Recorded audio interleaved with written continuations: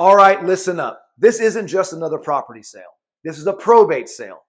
And if you're the executor or administrator, you already know the headaches that probate can bring. But what if I told you there's one crucial mistake that nearly every administrator and executor makes that significantly delays the sale and eats away at the estate's profits? Today, I'm unpacking probate home sales. I'm answering your most pressing questions and revealing that single profit draining error. Did you know that handling a probate home sale incorrectly can cost an estate tens of thousands of dollars and months of unnecessary delays? If you're an executor or administrator facing the complex task of selling a loved one's property, you've probably got a pile of questions. Questions like, can I sell the house before probate is complete? Or do I need court approval? I'm tackling these questions and much more today. But first, let me tell you about that one misstep that trips up almost everybody.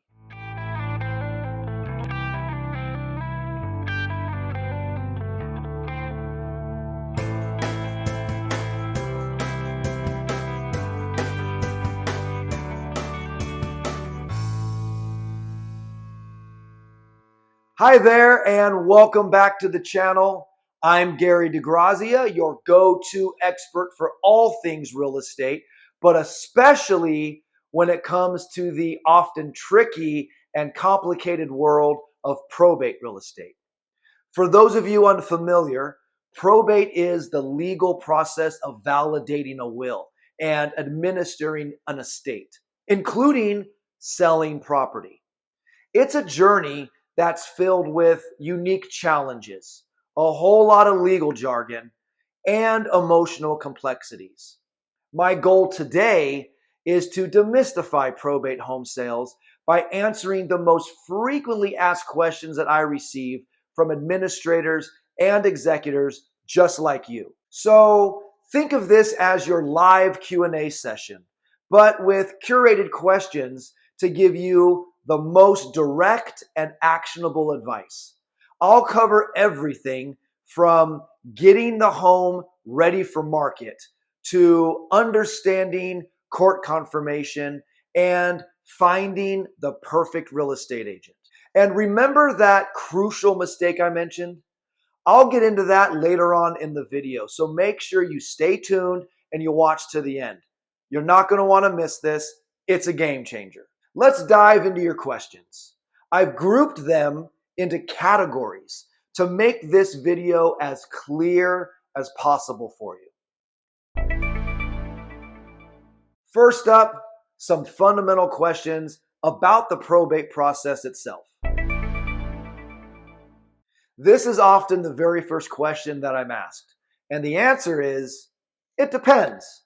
It hinges on whether you have full authority or limited authority.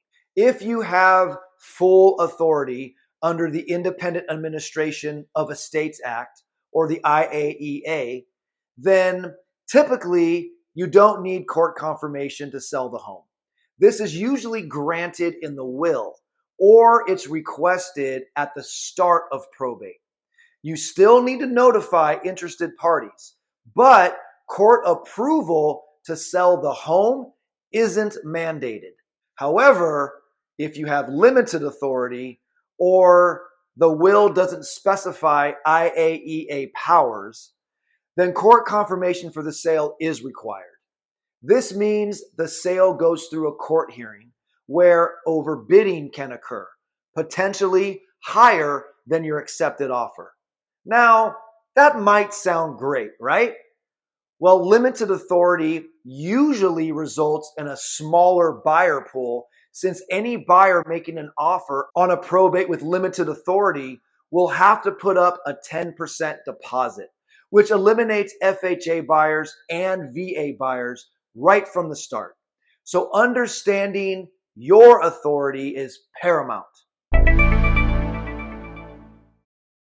Yes, absolutely. In most jurisdictions, You can initiate and even complete the sale of a probate property long before the entire probate case closes. In fact, it's often advisable to sell it earlier to stop accumulating carrying costs like taxes, insurance, and utilities. The proceeds from the sale are then held in the estate's bank account until the final distribution is approved by the court. Now, let's talk about getting the house ready for market. This is a delicate balance. Generally, you want to do minimal, high-impact repairs. Think about cleaning, decluttering, some fresh paint, and necessary safety repairs. Major renovations are almost always a bad idea for a probate sale for a few different reasons. Time. Probate sales already have the potential of taking longer. Renovations add more time. Costs. You're spending estate money, which needs to be approved and accounted for. Return on investment. Major renovations rarely give you full dollar for dollar return. And in probate context, where you have buyers who are often seeking the most value. Focus on curb appeal, a clean interior, and ensuring all systems are functional to avoid inspection surprises later on. Yes, absolutely. While in some cases, probate sales are exempt from some disclosures, most people believe probate sales are as is and exempt from all disclosures. Now, that's a dangerous misconception. As the executor or administrator, you're still bound by state and federal disclosure laws regarding known material defects. So you have to disclose anything you personally know about the property's condition. The key difference is that an administrator or executor may not have lived in the property, so your knowledge may be limited. However, you can't actively conceal any defects. It's always best practice to provide as much information as possible to avoid any future legal headaches. This category is crucial. Selecting your team of professionals. Who's in your corner? Do not just hire your cousin who got their real estate license last year. You need a real estate agent who specializes in probate sales specifically. Experience. They have to understand the nuances of probate law and court procedures. A network. They have to have relationships with probate attorneys, appraisers, and contractors. Pricing.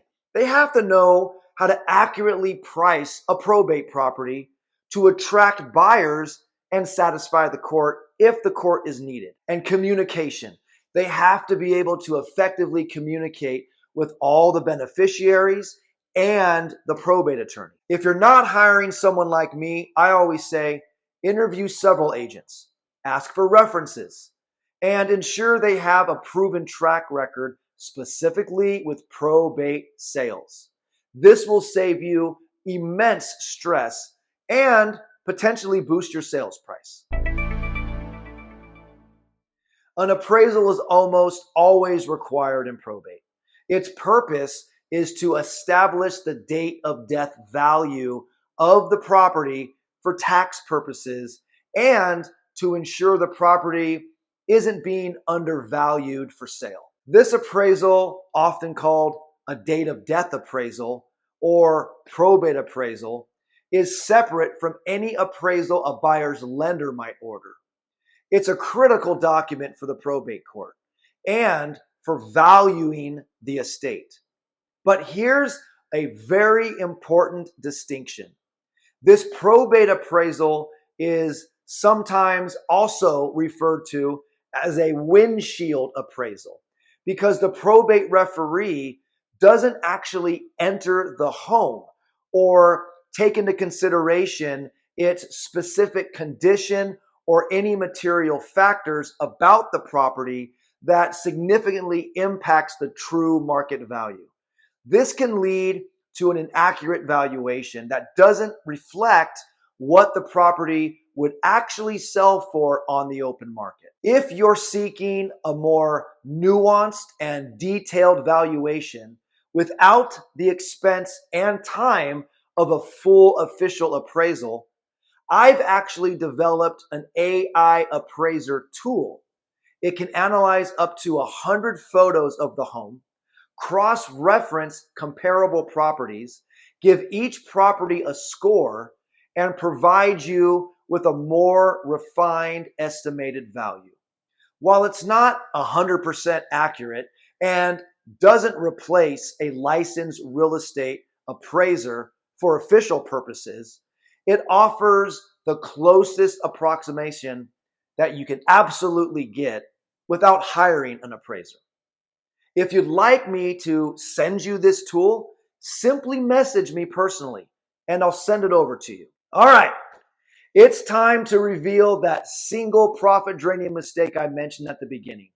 The one error nearly every executor and administrator makes that significantly delays the sale and eats into the estate's profits. This mistake is failing to properly secure and maintain a vacant property immediately after the owner's passing. Think about it. A vacant home, especially during the often lengthy probate process, is a target. It's vulnerable to a variety of different things. You have vandalism and theft, stripping of copper pipes, appliances, entire heating and AC units. You have squatters, illegal occupation, incredibly difficult to move, unnoticed damage, a burst pipe, a leaking roof, or pest infestations can cause catastrophic damage if no one is checking on the property regularly. Insurance lapses.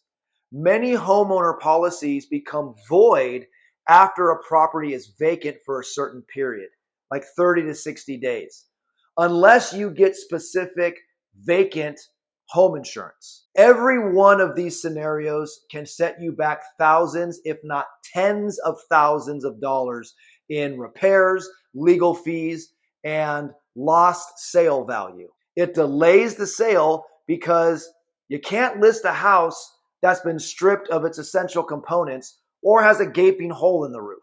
The solution is simple but often overlooked. Immediately secure the property. Change locks, board up broken windows, arrange for regular inspections, even if it's just a neighbor or friend, and ensure you have appropriate vacant home insurance coverage. Taking these proactive steps will protect the asset, expedite the sales process, and preserve the estate's funds. Navigating a probate home sale can feel like a maze, but informed decisions are your best guide. From understanding your authority to choosing the right team and avoiding costly mistakes like failing to secure the property. Every step counts.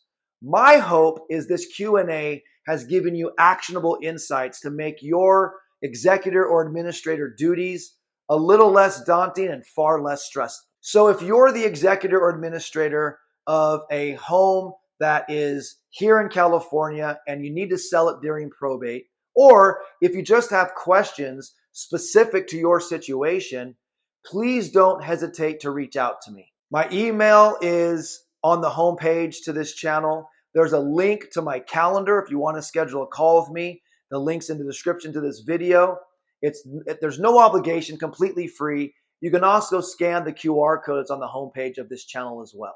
And for even more in-depth probate real estate tips and strategies, make sure you look at some of my other videos, like what mistakes to avoid before you list a home on the market, how to interview a real estate agent.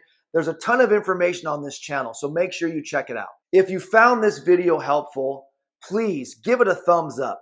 Make sure you subscribe to the channel for more probate real estate insights, tips, and strategies.